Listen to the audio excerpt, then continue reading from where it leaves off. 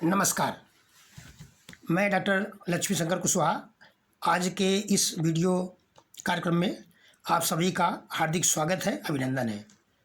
आज के इस वीडियो कार्यक्रम में या इस एपिसोड में भारतीय संविधान के अनुच्छेद 19 के बारे में चर्चा करूंगा और इस अनुच्छेद के माध्यम से हम ये जानने की कोशिश करेंगे कि हमें यानी हम सभी भारतीयों को बोलने की आज़ादी दी गई है, अभिव्यक्ति की आज़ादी दी है और इससे संबंधित और भी जो अन्य कुछ अधिकारों की बात की गई है, इसको किस सीमा तक हमें अधिकार दिए गए हैं और कहाँ कहाँ हमारा रिस्ट्रिक्शंस है और कौन कौन से ऐसे बिंदु हैं जहाँ से हमें बचना चाहिए। इस प्रकार से आज हम इस आर्टिकल 19 के बारे में चर्चा करेंगे। तो आइए जानने की कोशिश करते हैं कि आर्टिकल 19 क्या है। ये भारतीय संविधान के मूल अधिकारों में से एक प्रमुख अधिकार है और आर्टिकल 19 में वाक स्वतंत्र आदि विषयक कुछ अधिकारों का संरक्षण के बारे में बात की गई है। यानी हम जो बातचीत करते हैं या जो हम कुछ कहते हैं, हम लेक्चर देते हैं, भाषण देते हैं या कुछ भी हम कहते हैं किसी भी माध्यम से, उनके अधिकारों का कुछ संरक्षण है, ये संरक्षित किए गए हैं और आपको अधिकार दिए गए हैं। वे कौन से अधिकार हैं, आइए संक्षेप में जानने की कोशिश करते हैं।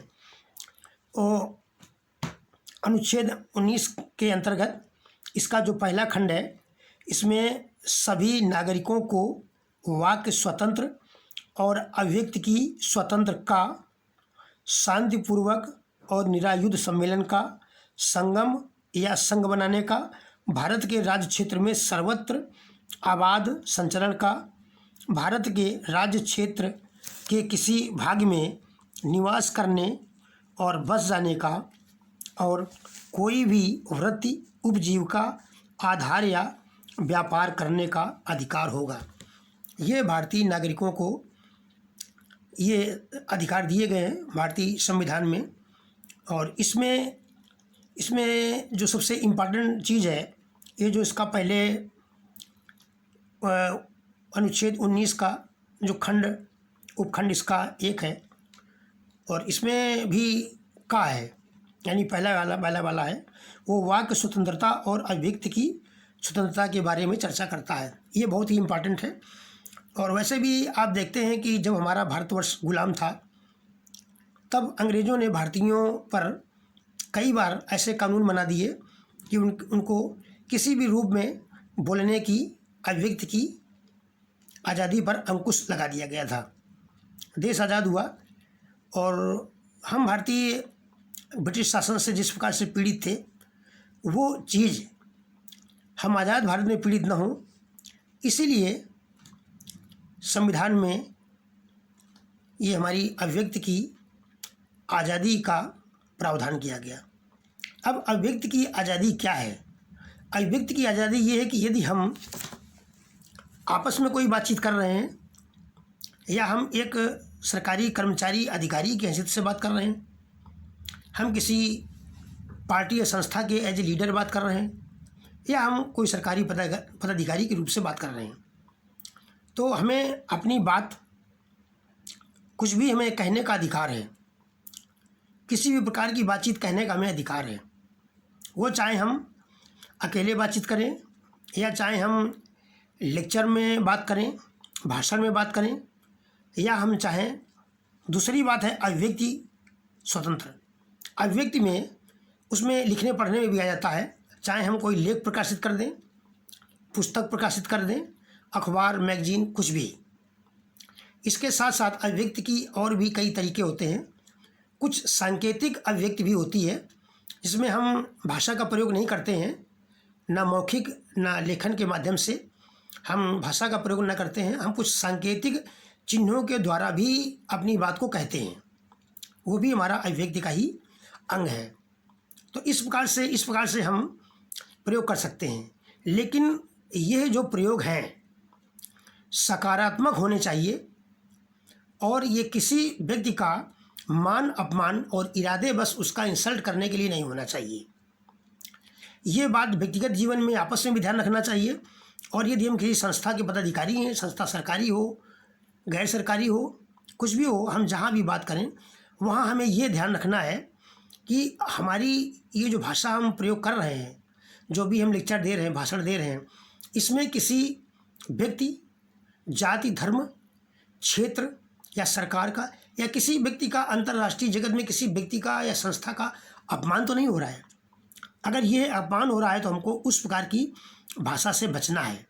अगर हम नहीं बचेंगे तो वो जो मानहानि का रूल है वो अप्लाई हो जाएगा।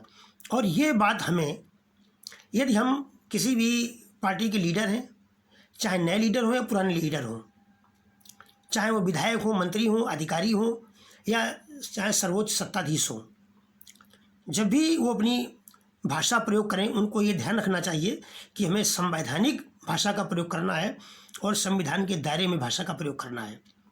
तो सार रूप से मैं ये कह सकता हूँ कि कबीरदास जी ने भी कहा था कि भाषा ऐसी बोलिए मन का आपा खोए।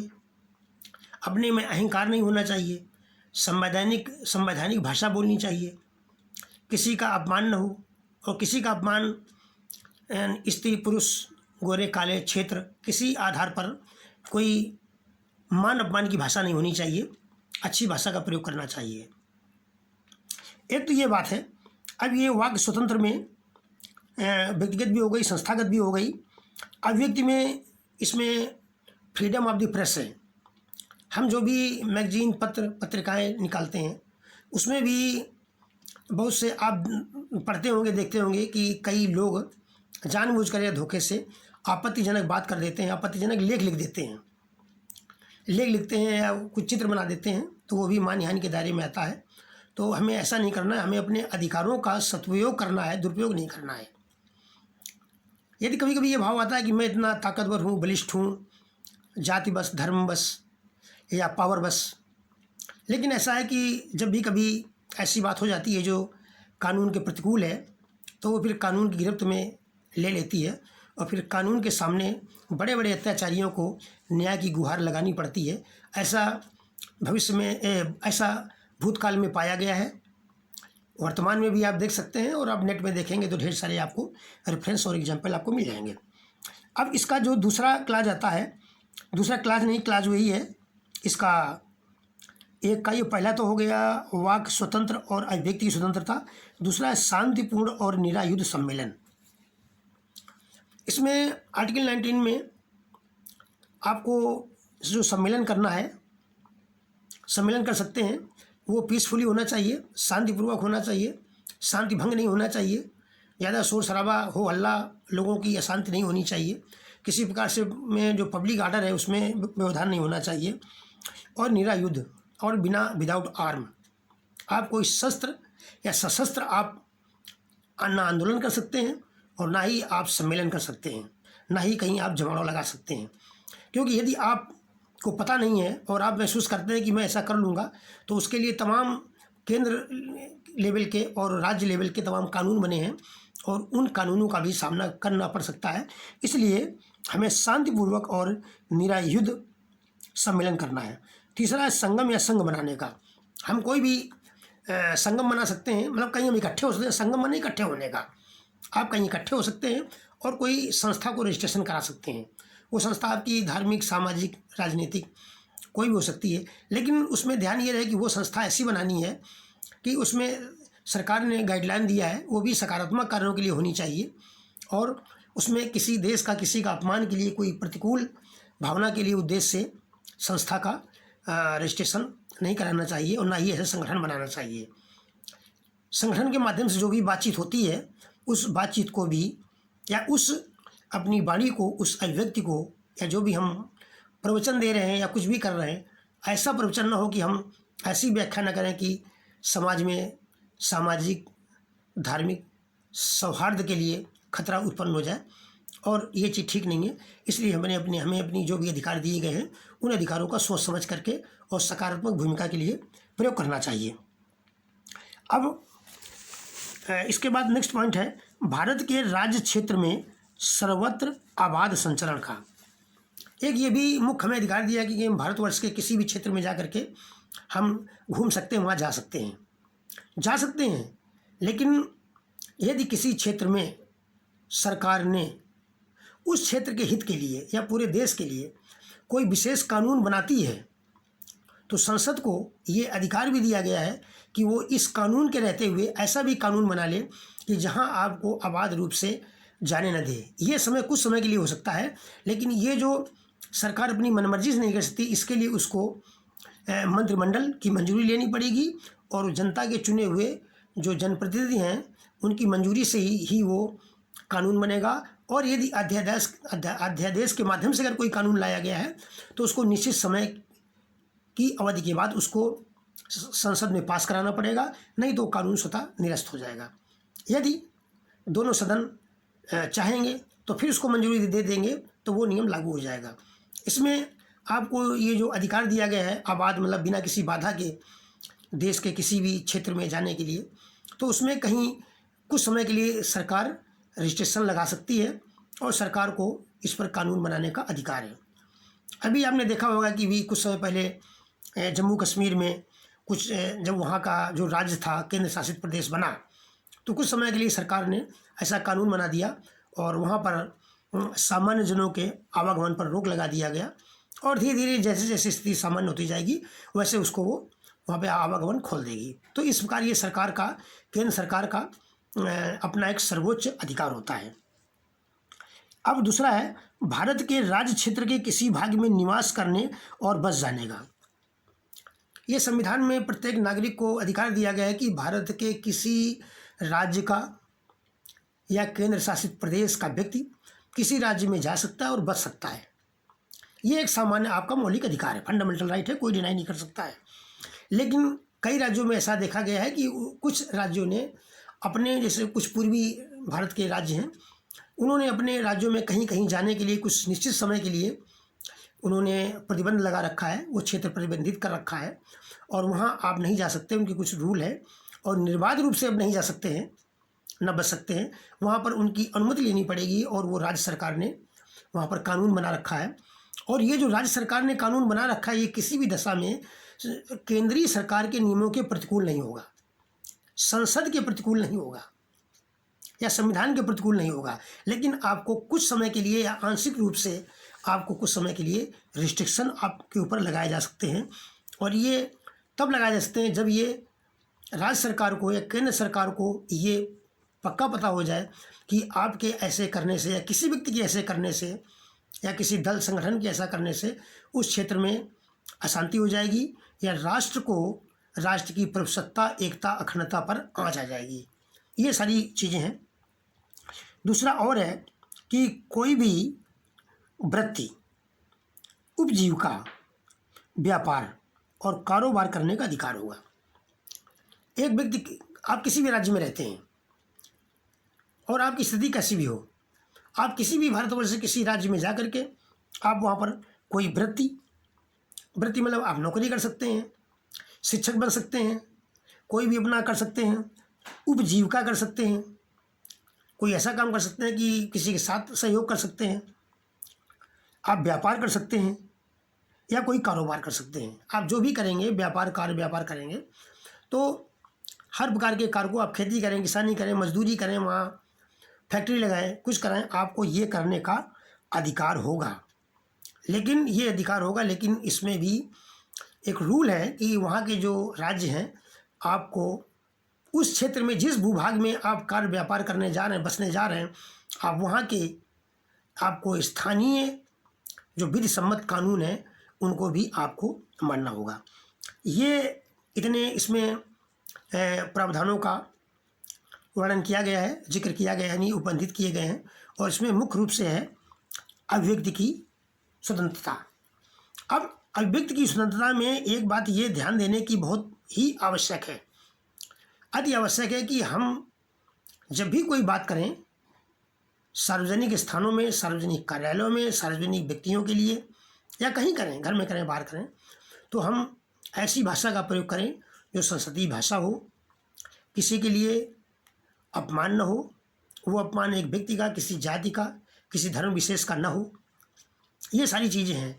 इधर ये देखा गया है कि ये इधर जो फ्रीडम ऑफ द प्रेस है, फ्रीडम ऑफ की प्रेस है, लेकिन प्रेस में क्या व्यक्ति होगी, लेखक हैं, पत्रकार हैं, संपादक हैं, और जो भी लोग हैं, ये क्या लिख रहे हैं, क्या छाप रहे हैं, इसके लिए एक सर्टेन रूल बनाया गया है। और इसमें प्रसार भारती अधिनियम के अंतर्गत ये दिया गया है कि मीडिया के लोग क्या पब्लिश करेंगे, क्या पब्लिश नहीं करेंगे। यदि आप मीडिया पर्सन हैं तो प्रसार भारती जो अधिनियम है उसके अंतर्गत गाइडलाइंस दी है, उसको फॉलो करना है। और यदि आप गवर्नमेंट सर्वेंट हैं, आप गवर्नमेंट सर्वेंट हैं, चाहे छोटे गवर्नमेंट सर्वेंट हो या बड़े गवर्नमेंट सर्वेंट हो, कितने भी हो, चाहे आप गवर्नमेंट के कैबिनेट सेक्रेटरी हो, आपको भी ये ध्यान देना है कि आपका जो ऑफिशियल सीक्रेट एक्ट 1923 है या उसके बाद और भी जो गाइडलाइन बनी है उनका पूरा पूरा ध्यान रखना है। उसमें चीज़ें दी गई हैं कि क्या आपको भाषा बोलना है, क्या नहीं बोलना है, और जो भी गोपनीय है, चाहे गोपनीयता वो डिपार्टमेंट की हो, चाहे गोपनीयता वो स्टेट की हो, या गोपनीयता वो सेंट्रल लेवल की हो, आपको गोपनीयता कभी भी उसको आउट नहीं करना है। और ये एक बहुत बड़ी बात है कि ना उस गोपनीयता को आप नौकरी के दौरान आउट करना है, ना नौकरी के रिटायरमेंट के बाद उसको आउट करना है। क्योंकि गोपनीयता के लिए सरकार में जब कोई व्यक्ति जाता है, जैसे सर्विस लेता है, तो उसको गोपनीयता की शपथ दिलाई जाती है। तो एक ये बहुत बड़ी बात है। तो ये एक अभिव्यक्ति भी है कि आप कह सकते हैं कि मेरे को तो अभिव्यक्ति की आज़ादी है, मैं तो कुछ बोल सकता हूँ, मैं कुछ लिख सकता हूँ, वो नहीं बोलना है। दो बातें बहुत ध्यान देनी है। पत्रकारिता के जगत में प्रसार भारती अधिनियम और सरकारी क्षेत्र में ऑफिशियल सीक्रेट एक्ट, ये दो चीज़ें बहुत भी आपको ध्यान रखना है। किसी का मान अपमान नहीं करना है। और यदि आप सोशल मीडिया के क्षेत्र में, तो इधर जब से मैं यूट्यूब में हूँ, मैं देखता हूँ कि तमाम लोग सोशल जो यूट्यूब आते हैं उसमें थंबनेल इतने आपत्तिजनक बनाते हैं कि ऐसी भाषा का प्रयोग करते हैं थंबनेल में जैसे कोई वो ललकार युद्ध की घोषणा कर रहे हों। युद्ध की घोषणा नहीं, ललकार युद्ध की घोषणा, और उससे माहौल ख़राब होता है। तो इस प्रकार से भी आपको मेरा निवेदन है, जितने यूट्यूबर भाई हैं, कि वो ऐसी इस प्रकार की थंबनेल बनाएं और ऐसा लिखें कि जिससे उसे देख करके कोई उत्तेजना या किसी में ऐसी स्थिति ना हो कि आपकी भाषा का सही नहीं है।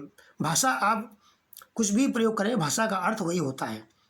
तो ये अनुच्छेद 19 में इसका जो पहला खंड है, इसमें ये 5-6 बातें दी गई हैं कि ये आपको करना है, और इतनी है जिसकी भी चर्चा मैंने आपके साथ की है। अब इसके खंड, इसका जो उपखंड 2 है, 3 है, 4 है, 5 है, और यहाँ तक ये 6। इसमें सब में जो अलग अलग अभी छोटे बिंदु मैंने बताए हैं, उनके बारे में ये बताया गया है कि क्या आपको करना है और क्या आपको नहीं करना है। तो आइए हम इसी को, मैं ये जो वाक्य स्वतंत्र और अभिव्यक्ति स्वतंत्रता, इसके बारे में मैं आपको थोड़ा विस्तार से चर्चा करता हूँ। खंड 1 के का में जो पहली बात है कि कोई बात तक उपखंड द्वारा दिए गए अधिकार के प्रयोग पर भारत की प्रभुसत्ता और अखंडता, राज्य की सुरक्षा, विदेशी राज्यों के साथ मैत्रीपूर्ण संबंधों, लोक व्यवहार, शिष्टाचार या सदाचार के हितों में अथवा न्यायालय अवमानना, कंटेम्प्ट ऑफ कोर्ट, मानहानि, डिफेमेशन या अपराध उद्दीपन, इंसाइटमेंट ऑफ क्राइम के संबंध में युक्त निर्बंधन यानी रिस्ट्रिक्शन, जहाँ तक कोई विद्यमान विधि अधिरोपित करती है, इम्पोज करती है, वहाँ तक उसके प्रवर्तन यानी इन्फोर्समेंट पर कोई प्रभाव नहीं डालेगी। वैसे निर्बंधन और अधिरोपित करने वाली कोई विधि बनाने से राज्य को निवारित नहीं करेगा। निवारित माने मना नहीं करेगा। इसके हिंदी का आशय ये है कि यदि वो जो भी रूल दिया गया है बोलने, आपको बोलने का, स्पीच देने का, व्यक्ति का, संकेतिक की जो भी है, आप उसमें कोई भी चीज़, यदि न्यायालय का कंटेम्प्ट कोर्ट है, मानहानि है, अपराध, उससे क्राइम हो रहा है, विदेशी राज्यों के साथ मैत्रीपूर्ण संबंध खराब होने, राज्य की सुरक्षा खतरे में पड़ रही है, लोक व्यवस्था जो लोक आर्डर है, पब्लिक आर्डर है, वो खराब हो रहा है, शिष्टाचार और सदाचार के हितों के यदि प्रतिकूल कोई व्यक्ति बात करता है, तो सरकार को ये अधिकार होगा कि वो कुछ लेवल तक उसको, आपके अधिकारों को रिस्ट्रिक्शन दिया जा सकता है। यानी कहने का मतलब ये कि आप कोई ऐसी बात नहीं करेंगे जिससे कि न्यायालय की अवमानना हो, किसी की मानहानि हो, और पब्लिक ऑर्डर में, देश की कानून व्यवस्था में गड़बड़ी पैदा होने की वो सदाचार के खिलाफ हो। तो इस प्रकार से इतनी सारी चीज़ें हैं, तो ये सरकार इसके लिए कानून बना सकती है। इसलिए ये हम लोगों की ड्यूटी बनती है कि हम लोग उसी भाषा का प्रयोग करें जो पार्लियामेंट्री भाषा हो, और अभिव्यक्ति की आज़ादी में हमें ये ध्यान रखना है कि सरकार के नियमों के खिलाफ न जाए। अब इसी चीज़ को देखिए, इंग्लिश में मैं आपको व्याख्या करने की कोशिश करता हूँ। ये है, the protection of certain rights regarding freedom of speech etcetera, all citizen shall have the right to freedom of speech and expression. इसके बारे में इसका एक्सप्लेनेशन है वो ये है, nothing in sub clause A of clause 1 shall affect the operation of any existing law or prevent the state from making any law in so far as such law imposes reasonable restrictions on the exercise of the right conferred by said subclause in the interest of the sovereignty and integrity of India, the security of state, friendly relations with foreign states, public order, decency or morality, or in relation to contempt of court, defamation or incitement to an offense। ये इसका व्याख्या ये है कि आप कोई भी ऐसी बात नहीं करेंगे जिससे कि पब्लिक ऑर्डर को प्रॉब्लम हो जाए, कोर्ट की अवमानना हो, और राजनीति के क्षेत्र में भी आप कोई ऐसी बात नहीं करेंगे जिससे किसी को मानहानि हो जाए और वो मानहानि के लिए वो आपके लिए दावा कर दे और आप संकट में पड़ जाएं। तो यही इतनी बात थी, और ये इतना ज़्यादा इतना बड़ा ये चैप्टर है या बड़ा ये बिंदु है कि इसमें जितनी व्याख्या की जाए उतनी व्याख्या कम है। और वैसे भी आप देख रहे हैं कि इधर 2-3 सालों के अगर में देखें, इधर ये देश में 2-3 बड़े बड़े आंदोलन हुए। एक आंदोलन हुआ उधर जब लॉकडाउन हुआ, उसके पहले CAA का आंदोलन हुआ। इन दोनों आंदोलन में 3 बिंदुओं पर ज़्यादा चर्चा हुई। एक तो चर्चा हुई कि हमें ये अधिकार मिला है, बोलने का अधिकार मिला है, हमारी अभिव्यक्ति है, और सरकार मुझे दबा रही है। दूसरी जो बात हुई वो महात्मा गांधी का खूब रेफरेंस दिया गया कि महात्मा गांधी ने हमें ऐसी आज़ादी दिलाई, और महात्मा गांधी जी के बारे में भी हुआ। तीसरा, राष्ट्रीय झंडे का खूब प्रयोग किया गया। आंदोलन करने वालों ने और बल्कि दोनों पक्षों ने राष्ट्रीय झंडे का लेकर के खूब उपयोग किया गया। 3 चीज़ें खूब उपयोग हुई। तीनों का अपना एक रिस्पेक्ट है। महात्मा गांधी जी का अपना एक रिस्पेक्ट है, राष्ट्र के झंडे का अपना एक रिस्पेक्ट है, सत्य का प्रतीक है, और अभिव्यक्ति की जो आज़ादी है इस आर्टिकल का भी रेफरेंस दिया गया, खूब दिया गया। अब ये ध्यान रखना है कि इनका कितना हम उपयोग अपने निजी हितों के लिए करते हैं, और इसका कितना हम प्रयोग राष्ट्र के हितों के लिए करते हैं। और मैंने अपने व्यक्तिगत जीवन में देखा है कि कभी कभी लोग लिखते हैं और जो अभिव्यक्ति करते हैं वो दोनों ओर से, चाहे लेफ्ट विंग हो चाहे राइट विंग हो, कभी कभी ऐसी अभिव्यक्ति का प्रयोग करते हैं जिससे कि समाज में एकता के भाव तो दूर होते जाते हैं और नफ़रत के बीज पनपते दिखाई देते हैं। तो हमें ये सबको चाहिए, ये नियंत्रण करना चाहिए, अपने आप में आत्मनियंत्रण करना चाहिए कि हम ऐसी भाषा का प्रयोग न करें। और यदि आप मेरा वीडियो सुन रहे हैं और आप बड़े लीडर हैं, किसी पार्टी के निर्णायक लीडर हैं, तो अपने पार्टीजनों को ये स्पष्ट आदेश दें कि कोई भी आप भाषण या लेक्चर ऐसा नहीं देंगे जो किसी की भावनाओं को आहत करें, उसमें जातीय या धार्मिक गुट या गुटबंदी का आवास हो। हम सब भारत के नागरिक हैं, हम भारत के लोग हैं, हमें समान अधिकार है और हमारी अपनी एक समान डिग्निटी है। हम जब सब लोग मिल करके एक साथ हैं तभी हमारी इतनी ताकत है, और यही ताकत ऐसी है कि हमारे विभिन्न क्षेत्रों में हम दुनिया से एक मुकाबला कर रहे हैं और सम्मानजनक स्थिति में सुरक्षित जीवन से मैं जी रहा हूँ। तो आज के हमारे वीडियो लेक्चर में बस यही इतना हमारा लेक्चर देने का ये उद्देश्य था कि सभी लोग एक संयमित भाषा का प्रयोग करें, और यदि उन्हें राजनीति में जाना है तो राजनीति में जाने से पहले सामान्य तरीके से भारत का इतिहास, और भारतीय संविधान का अध्ययन जरूर करें। और भारतीय संविधान का जब अध्ययन कर लेगा, जो व्यक्ति भारतीय संविधान का अध्ययन कर लेगा, वो बहुत कुछ ये संभव है कि फिर वो संसदीय भाषा का प्रयोग करने लगेगा। और इसी के साथ मैं आज अपने लेक्चर को विराम देता हूँ और आप लोगों से अनुरोध करता हूँ कि आप लोग मेरा वीडियो सुने, अगर अच्छा लगे तो लाइक कीजिए और नहीं तो इसको कम से कम दूसरों को फॉरवर्ड कर दीजिएगा। ठीक है, इसको फॉरवर्ड कर देंगे और लोगों को भी सुनने का मिलेगा। और मैंने इसको इस सरल भाषा का प्रयोग किया है कि एक ग्रामीण व्यक्ति या छोटा कारोबारी या लॉ का स्टूडेंट, कर्मचारी, अधिकारी, कोई भी हो, इसको सुन सके, समझ सके और किसी को थोड़ी सी जानकारी मिल सके। इसी उद्देश्य के साथ में मैं आप सभी का वीडियो देखने के लिए पुनः आभार व्यक्त करते हुए अपनी वाणी को विराम देता हूँ। जय हिंद, थैंक यू।